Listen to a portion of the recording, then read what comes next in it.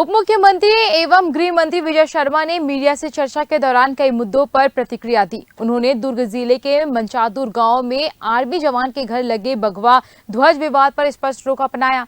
साथ ही प्रदेश में धर्मांतरण को लेकर नए सख्त कानून की तैयारी की बात कही। इसके अलावा कांग्रेस की ओर से बिलासपुर में होने वाले वोट चोरी को लेकर कहा कि ऐसा कोई मसला ही नहीं है। हाल ही में दुर्ग जिले के मंचादूर गांव में आर्मी जवान के घर भगवा ध्वज को लेकर हुए विवाद पर उप मुख्यमंत्री शर्मा ने कहा, जिसने ध्वज लगाया था उससे विवाद किया गया। आज उनके घर पर ही भगवा झंडा लगवाएंगे। हमारे युवा मोर्चा के अध्यक्ष राहुल टिकरिया भगवा झंडा लेकर वहां जा रहे हैं। भारत की धर्म आस्था पर कोई हस्तक्षेप होगा तो आवाज उठेगी। हमारी बात स्पष्ट है कि ध्वज हम वही लगाएंगे।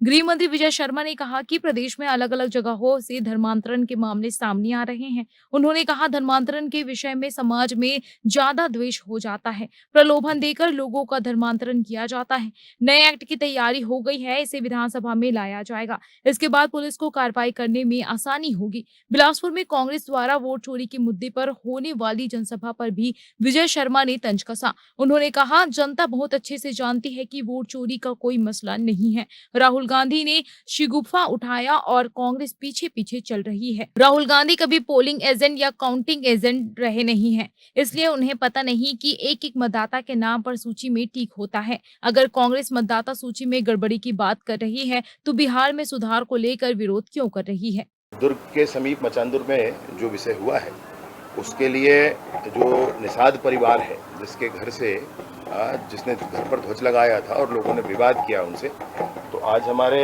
युवा मोर्चा के प्रदेश के अध्यक्ष जी भगवा ध्वज लेकर के मचांदुर जा रहे हैं और घर पर पूरे साथियों के साथ जाकर के, मैंने घर वालों से उनसे भी बात की है, वहाँ पर भगवा ध्वज लगा कर आएंगे और बहुत एहतियात करके आएंगे कि भारतीय सनातनी मानबिंदुओं पर कोई भी आक्षेप अगर आता है तो ये ठीक नहीं होगा। राहुल गांधी जी कभी वोटर माने पोलिंग एजेंट नहीं रहे, काउंटिंग एजेंट नहीं रहे, इसलिए उनको ध्यान नहीं रहता है। आप अगर पोलिंग एजेंट होंगे तो बने होंगे तो आपको ध्यान होगा कि मतदाता सूची में एक एक नाम पर टिक होता है जब वो वोट डाल देता है, और सारे राजनीतिक पार्टियों के लोग एक एक बैठे रहते हैं, सब उसको पहचानते हैं। एक गाँव में सबको सब पहचान लेते हैं और इस तरीके से वोट होता है। वोट चोरी वाला जो इनका मामला है, मुझे आप में से कोई भी स्पष्ट कर दे कि क्या कहना चाहते हैं। मैं आप भी को कह रहा हूं, चलिए अगर आपको स्पष्टता है तो आप मुझे स्पष्ट कर दीजिए। मैं उनको भी कहना चाहता हूं, स्पष्ट करके कहना वोट चोरी मतलब क्या कहना चाहते हैं।